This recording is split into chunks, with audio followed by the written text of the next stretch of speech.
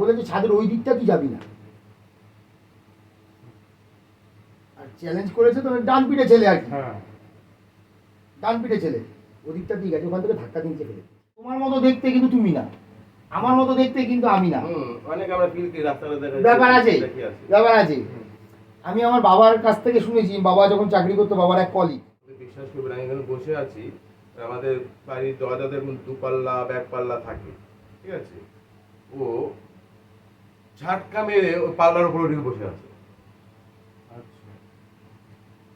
গায়ের লোক খানা দিয়ে উঠেছে, ঝাটকা মেরে পাল্লার উপরে বসে আছে। সত্যি কথা না? আরেকটা ঘটনা আমি তোমাকে বলি। আমার তো চেম্বার করছি আমার বাড়িতে, হাত দেখাতে এসছে, হাত দেখাতে এসছে। এই জায়গাটা তোমার হচ্ছে আমার কাছ থেকে এসেছিলো তোমার বুনগা লাইনে, বুনগা নাম তো বর্ডার, বর্ডার। আমাদের বাড়িতে কালী পুজো, আমার বাড়িতেও কালী পুজো হয়, দুর্গা পুজো হয়, কালী পুজো হয়, ওর বাড়িতে কালী পুজো, বাড়িতে বেল ডাকছে, বেল ডাকছে। এই কথা বলতে বলতে বলতে বলতে ওনার মানে আমরা হরস্কোপ বিচার করে আমি বললাম যে আপনার বাড়ির মধ্যে কিছু না কিছু একটা বাস্তু দোষ জাতীয় কিছু একটা সমস্যা দেখতে পাচ্ছি, কারণ বাড়ির 4th হাউস, আমার 4th হাউস থেকে বাড়িঘর বিচার করি, 4th হাউসটা ডিস্টার্ব। আমি বলছে যে আমার বাড়িতে কালী পুজো, কালী পুজো হয়, বেল ডাকে, বাড়িতে এমন একটা কিছু পাওয়ার আছে যে পাওয়ারটা পজিটিভ। হরোস্কোপ দেখলে তোমার বাড়িতে কি সমস্যা আছে বা কি, এটা কিন্তু আমরা আইডিয়া করতে পারি,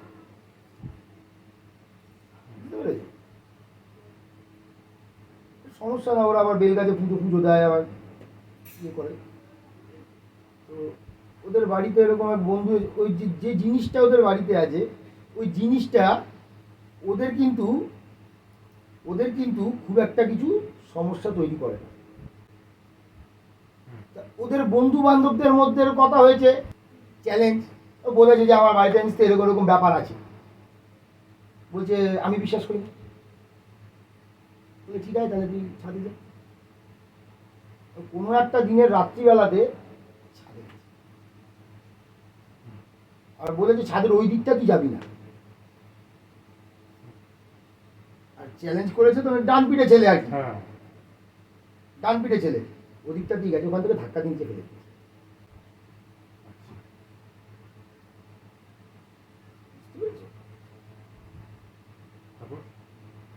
ছাদ থেকে পড়ে গেছে, হাত পা ভেঙে গেছে, যে বলছে তার বন্ধুকে, কিন্তু আমাকে বলছে দাদা বিশ্বাস করুন, আমরা ওই গাছের গোড়ায় পুজো টুজো দিই, আমাদের কোনো সমস্যা নেই, আমাদের কোনো সমস্যা নেই।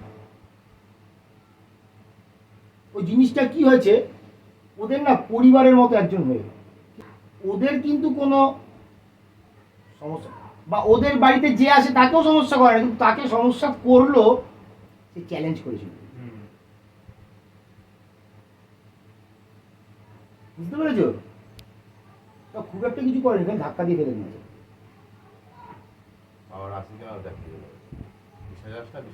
আমি আছি, আমরা কিন্তু ভাবি যে ভগবান শুনছে না, বা যারাই আছে তারাই শুনছে না, তখন দেখছে কি করছি, কি বলছি, কি খাচ্ছি, দেখছি, কিন্তু ফিল করতে পারছি একদম। তাহলে কথাটা যে বলেছে কি করে ও জানলো, আবার তাকে বলে দিয়েছে তুই ওই কোনাটায় যাস না, আর সেই কোনটাই গেছে, ওই কোনাটাতেই গেছে। ছেলে ব্যাপারটা কি হয়েছে? আর নিষিদ্ধ জিনিস মানুষের কিন্তু প্রিয়, হ্যাঁ কি না? একদম নিষিদ্ধ জিনিস কিন্তু মানুষের প্রিয়। তোমাকে যদি বলি তুমি ডান দিক দিয়ে যেও না, তুমি ডান দিক দিয়ে না গেলেও তাকে তাকাতে তাকাতে যাবে যে ডান দিক দিয়ে কি আছে, কেন না করলো, কেন? এই হলো ঘটনা। কেমন লাগে বলো? খুব ভালো, মানে শুনে খুব ভালো, মানে থমথমে একটা ফিল হচ্ছে। আমার ঘটনাগুলো না খুব একটা বড় হয় না, খুব ছোট ছোট ছোট ছোট, কারণ এগুলো ঘটনা, গল্প হলে ব্যাপারটা অনেকটা আপনার এই গল্পটা ঘটনা শুনে, ঠিক আছে, যে আপনি যে বললেন বাড়িতে বেলে গাছ আছে, ওই বেলে গাছে কি থাকতে পারে আপনি জানেন, বা আপনার মতো যারা অভিজ্ঞ, কি থাকতে পারে বলবো না, না না বলতে হবে না, তারাও জানে, যারা দেখবে বিষয়টা তারা বুঝতে পারবে। ঠিক ওই কথা আপনার গল্প শুনতে শুনতে ঘটনা শুনতে শুনতে আমার একটা এতদিন কিন্তু মনে পড়েনি ঘটনাটা। বলুন বলুন বলুন। ভালো, কে মনে পড়লো? যদি আপনারা বলতে বলেন তাহলে বলুন। হ্যাঁ, বলুন, বলুন, বলুন, বলুন। একটু জোরে বলবেন। হ্যাঁ, তখন 2000 সালের আগে হবে কি পরে হবে, ঠিক আছে? তাহলে আমি সাউথ কোরিয়াতে থাকতাম, সাউথ কোরিয়া। সাউথ কোরিয়া, ঠিক আছে? আমার এক মানে দিদিরা থাকতো পূর্ব বাংলাতে, বাংলাদেশে। হুম। তারা এই আমাদের বাসধনী যে আছে, হুম। টালিগঞ্জ বাসধনী, ওখানে এসে উঠলো এক বাড়িতে। দিদি মানে শ্বশুরবাড়ির যে মাসি আছে, ঠিক আছে, তার বাড়িতে তারা উঠলো। এবার মাসি কোনো ছেলে মেয়ে নেই, তো আমার দিদির জামাইবাবু যে আছে তাকে ওরা জমিটা লিখিয়ে দিল, ঠিক আছে? এবার দিদির তখন 2 মেয়ে, বড় মেয়ে তখন তো 7-8 বছর হবে, আর ছোটরা তখন 1-1.5 বছর কি 2 বছর হবে। বুঝতে পেরেছি দাদা, সত্যি ঘটনা কিন্তু এটা আমাদের টালিগঞ্জের ঘটনা বলছি। তো অনেক বাড়িতে থাকে, দেখবে মধ্যবিত্ত বাড়িতে কি হয় যে দুটো একটা ঘর নিয়ে থাকলাম আর সাইডে জায়গা আছে, টিনের চাল করে ব্যবসা চাল করে দালান করে বাড়ি ভাড়া দেয়, হুম। ঠিক আছে? তো ওখানে 2-3 ঘর বাড়ি ভাড়া দেওয়া ছিল, ঠিক আছে?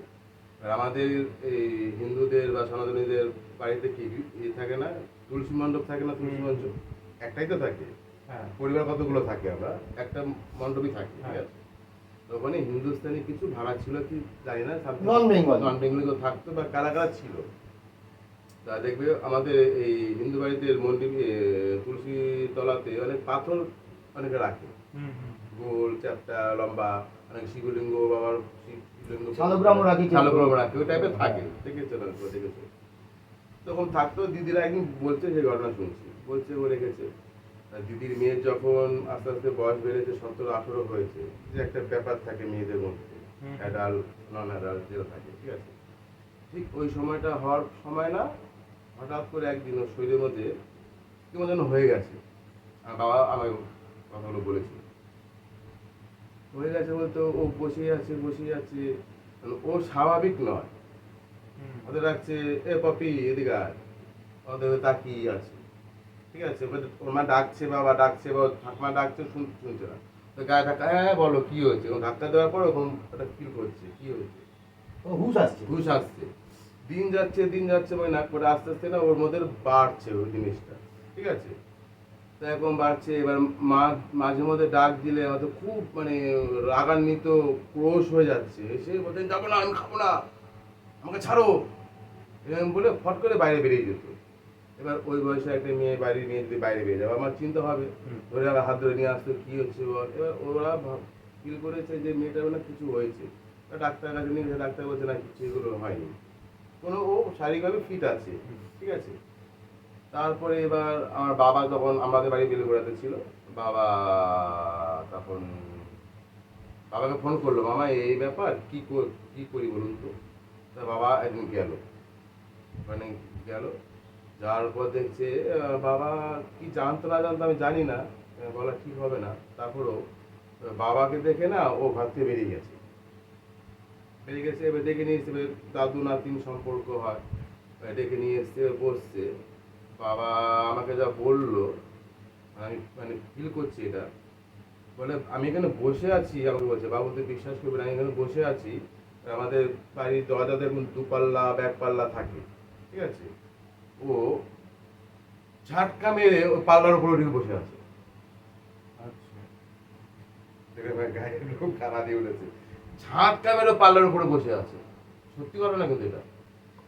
বাবা ওই দেখে না ও ভয় পেয়ে গেছে, বলছে কি হয়েছে? বলে আমার বোনে যাবে না পবিত্র, বলছে পবিত্র এটা অন্য কিছু ব্যাপার, ঠিক আছে? কেন আমরা এগুলো বিশ্বাস করি, হুম। আমাদের গ্রাম বাংলা যতদিন আমরা থাকবো ততদিন এগুলো থাকবে, কে বিশ্বাস করুক না করুক, ঠিক আছে? তো আমাদের এটা এখন এই বাড়ি সেই বাড়ি যেখানে এগুলোকে এইগুলো হয়, সেখানে যাওয়া আসা করছে, কিছুতেই কিছু হচ্ছে না, হবে না। তা দিদিরা যখন বাংলাদেশ থেকে এসছে, তখন বাংলাদেশে ওদের কোনো পরিচিত লোক ছিল হয়তো, আমার পিসিমা একজনকে আমি নিয়ে এসছে, ঠিক আছে? নিয়ে আসার ওদিনকেও খুব মানে ও বুঝে গেছে যে আমাকে আজকে তাড়িয়ে দেবে ওরা। ও বলতে আমার ভাগ্নি কিন্তু বোঝেনি, ওর উপরে যে একটা কিছু আছে সেটা বুঝে গেছে। এবার অনেক যা ক্রিয়া করা করেছে, ও যাবে না, আবার সেরকম এই দরজার উপরে উঠে গেছে, যাবে না যাবে না যাবেই না। অনেক কাজ করেছে, এবার পরে এক সময় করে ও বলছে আমি বাড়ি থেকে যাব না, তোরা আমাকে বাড়িতে থাকতে দিলি কেন? আমি কি এসছি তোরা আমাকে নিয়ে এসছি, আমি বাড়িতে যাব না। আমার বাবা একটু সাহসী, আমার বাবা ভূতকে খুব ভয় পেত। আমার বাবা লম্বা চড়া ছিল, দেখেননি আপনি, খুব ভয় পেত, কিন্তু খুব সাহসী ছিল আমার বাবা। তা যাই হোক, বলছে তুই কে, হ্যান তাহলে এখন জিজ্ঞাসা করেছে, তখন বলছে যে আমাকে তো তুলসী তলায় আমাকে রেখেছিস কেন, আমাকে বাড়িতে জায়গা দিতে হবে, আমাকে এরকম কোনো শক্তি নেই আমাকে এখান থেকে তাড়াবে, তোরা আমাকে তাড়াতে পারবি না, না নাই বলছে, আমাকে জায়গা দিতে হবে। বলতে বাবা বলেছে না, এগুলো তোমাকে আমি অন্য জায়গায় দিচ্ছি, তুমি কি তোমাকে এই পুজো করছি সেই পুজো করছি, ঠিক আছে। বলছে কোনোতেই কিছু আমি ছাড়বো না, আমাকে বাড়িতে এখানে ধূপ ধুনা পুজো দিয়েছি, যেহেতু তুলসী তলা আমি হয় 3 বেলা 2 বেলা 1 বেলা পুজো দিয়ে ধূপ ধুনা দিই, ওখানেও বসে গেছে, বুঝতে পেরেছে, এটা কি পাথর জমে ছিল, বসে গেছে। এবার তারপরে কি করবে, তখন ওরা আস্তে আস্তে ভেবেছে যে আমার মেয়ে সন্তান সবাই আগে, তাই না, লাস্ট পরে বসে গেছে তোমাকে বাইরে জায়গা দেবো, কিন্তু তুমি ওর উপর আর আসতে পারবে না, ঠিক আছে, তো ওকে ছেড়ে দিয়ে চলে যেতে হবে। আস্তে আস্তে নাকি ছেড়ে দিয়েছে, কিন্তু এখনো বাড়িতে কখনো যদি যায় আপনাকে দেখাবো, আমি গেছিলাম আমার উপরে বাড়িতে, এখনো ছোট থেকে অনেক বাড়িতে ঢুকতে গেলে বা দিকে ডান দিকে ছোট্ট করে এরকম এরকম টাইপের ত্রিকোণা মন্দির মতো ছোট, থাকে না, ওরম এক জায়গায় ওই বাবার কুলুঙ্গি, গ্রামের ভাষায় কুলুঙ্গি বলে, কুলুঙ্গি মতো। যাই হোক, হ্যাঁ ওই টাইপের ভোলে বাবার একটা আশীর্বাদ ছবি পাথরের রেখে, ওই পাথরগুলো এখনো আছে, এখনো ওখানে জল পুজো। কোনো নেগেটিভ এন্টিটি ছিল, ওটা ছিল, পাথরটার মধ্যেই চলে এসেছে। যেহেতু ওই থেকে নাবালক থেকে অ্যাডাল হচ্ছিল, এগুলো তো এগুলো কি দেখো, একটা কথা দেখবে ডিমালা মাছটা সবাই পছন্দ করে, যে আমরা বলি তিনে সন্ধ্যার সময় বেরোবে না, তিনে দুপুরবেলা বেরোবে না, পুকুর পাড় দিয়ে যাবে না, তিন আস্তে মোড়ে যাবে না, এগুলো ওই সময় এটা যাওয়ার আস্থা হতো।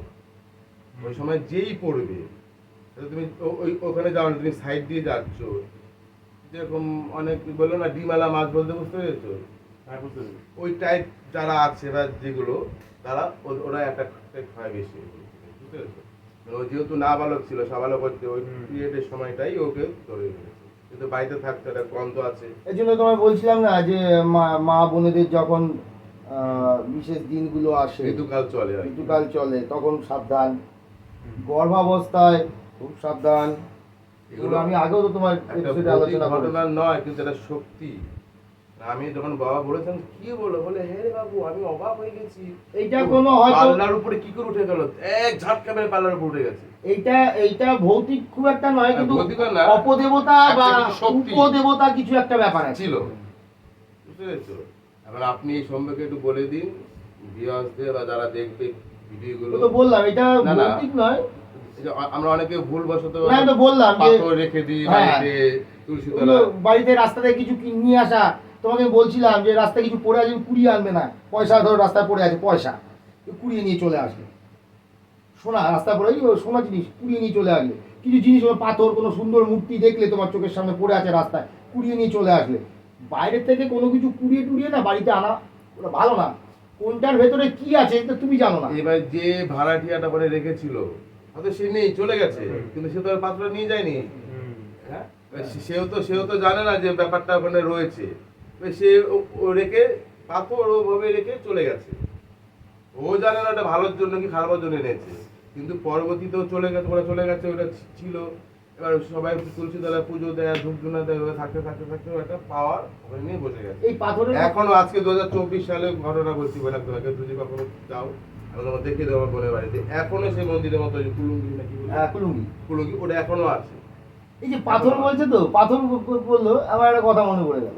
ঠিক আছে, দেখো এই যে তোমায় বললাম অনেক কিছু জানো তো, তোমার মতো দেখতে কিন্তু তুমি না, আমার মতো দেখতে কিন্তু আমি না, অনেক আমরা ফিল করি, রাস্তাটা দেখা ব্যাপার আছে, ব্যাপার আছে।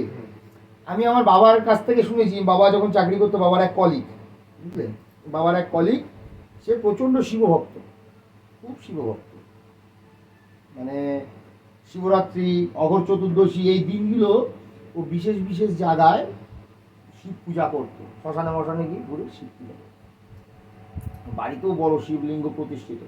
বড় শিবলিঙ্গ প্রতিষ্ঠিত। ওই ভদ্রলোক আমাদের বাড়িতে অনেকবার এসছে, আমার বাবার বন্ধু। ওনার নিজের মুখে আমি শুনেছি, আমার বাবার সামনে বসে আমাকে, তখন আমি ছোট, গল্প বলেছে। আর আমি তো ছোটোবেলা থেকেই একটু মানে তন্ত্রের প্রতি আমার একটু আগ্রহ ছিল, তাই ওই কাকু আসলে আমি কাউকে ছেঁকে ধরতাম।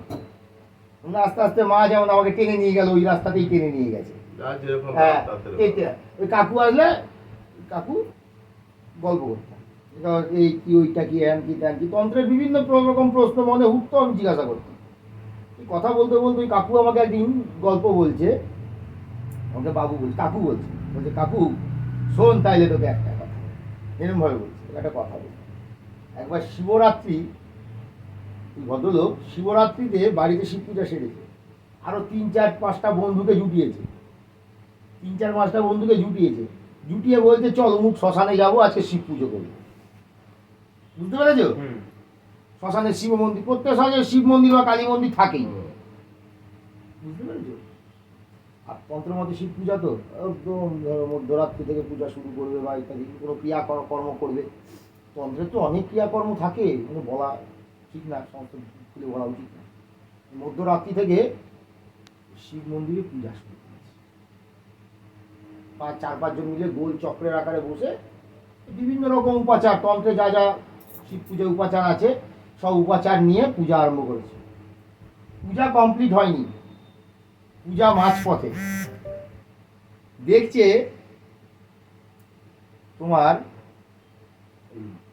কৌপিন বোঝো না, না ল্যাঙ্গটের মতোই কোমর থেকে থাই পর্যন্ত কৌপিন পরা, গলায় পৈতা, গলায় রুদ্রাক্ষের মালা, এখানে রুদ্রাক্ষ, এখানে রুদ্রাক্ষ, বাজুতে রুদ্রাক্ষ, কপালে তিলক, মাথায় জটা, দাড়ি, গালে দাড়ি, ত্রিশূল নিয়ে তেড়ে আসছে। বুঝতে পেরেছো? এবার তুমি ধরো রাত্রিবেলা শ্মশানের মধ্যে বসে আছো, গ্রামের শ্মশান, শিয়াল ডাকছে, জনমানুষ প্রাণী কিছু নেই, ওখানে তুমি যদি দেখো চিতার আগুন জ্বলছে, আগুনের আলোতে তুমি দেখছো কেউ দৌড়ে আসছে ত্রিশূল নিয়ে তোমার দিকে, তোমার কেমন লাগবে? তুই স্টে করতে পারবে, দাঁড়াতে পারবে? ওখানে দাঁড়াতে পারবে না। শিব পূজা মাথায় থাক, সব দিয়ে দৌড় দিয়েছে। তো 4-5 জন বন্ধুরা মিলে সব দৌড় দিয়েছে, আর একা দেখেনি কিন্তু 4-5 জনই দেখেছে, সবাই দেখেছে, দিয়েছে দৌড়।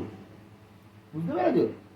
দৌড় দিয়েছে, শ্মশানের এরিয়া ক্রস করে ধান মাঠে ঢুকে গেছে, আলের ওপর দিয়ে দৌড়চ্ছে। শিবরাত্রির সময় বুঝতে পারছো তখন তোমার হচ্ছে গিয়ে ফাল্গুন মাস, অবস্থা কেমন, না ঠান্ডা না গরম, ঠান্ডার ভাব আছে, রাতের দিকে ঠান্ডা ঠান্ডা পড়ে, দিনের বেলা একটু গরম গরম ভাব।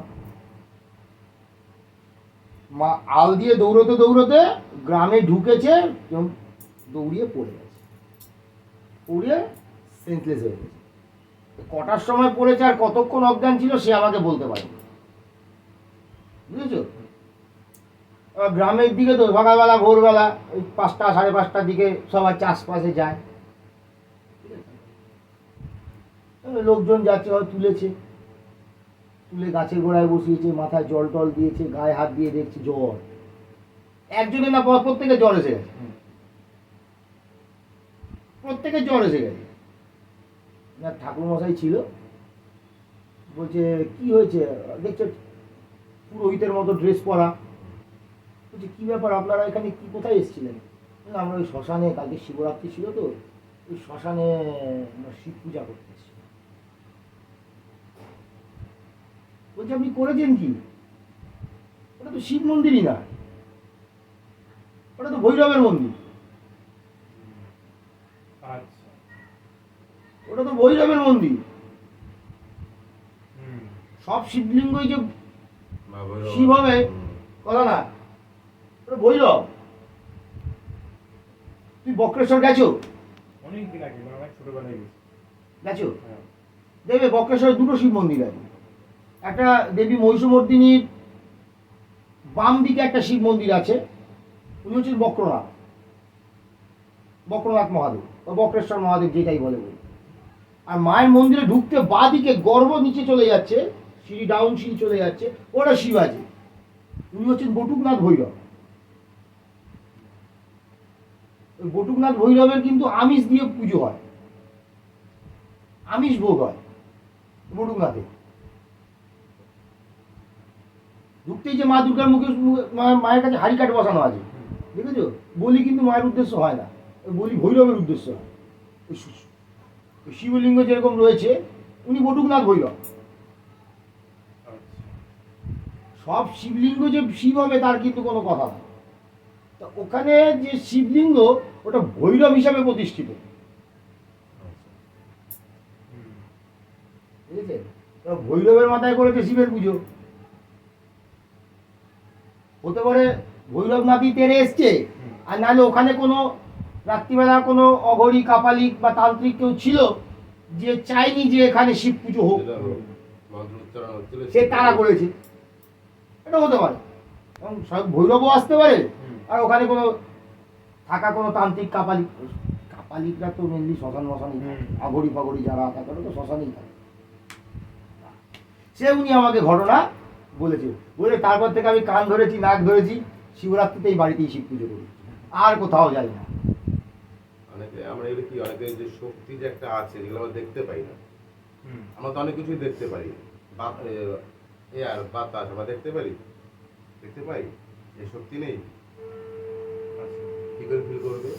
অনুভব করা, ফিল, অনুভব। বা কিন্তু দেখা যায় না।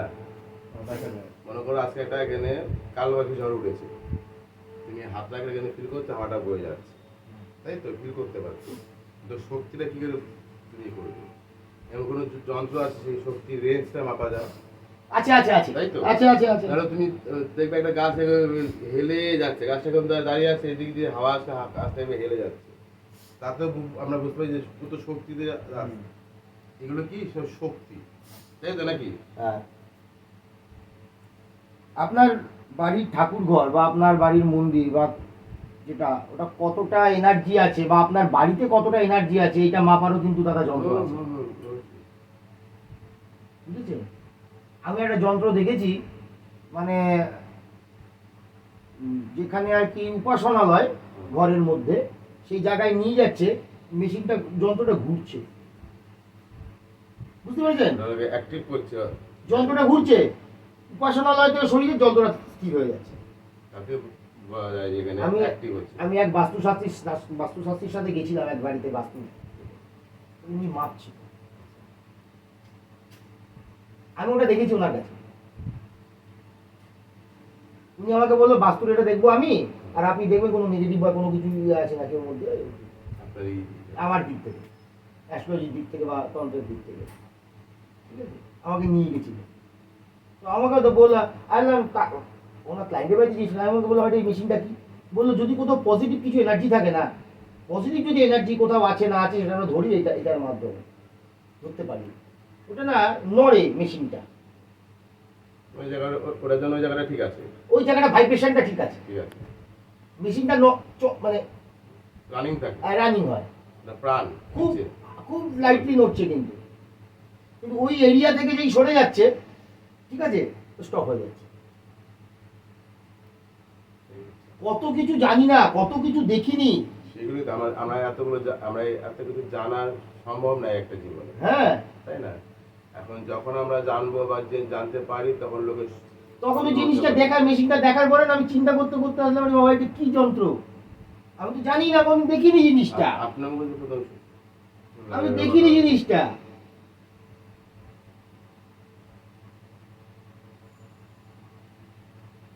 তো এই হচ্ছে ঘটনা। আচ্ছা, শক্তি তো অবশ্যই আছে না? সব জায়গায় আমার মতো দেখতে আমি না, কিন্তু এটা সব জায়গায় সব কিছু করতে যাওয়াটাও ঠিক না, বুঝতে পেরেছো? সব জায়গায় সব কিছু করা যায়,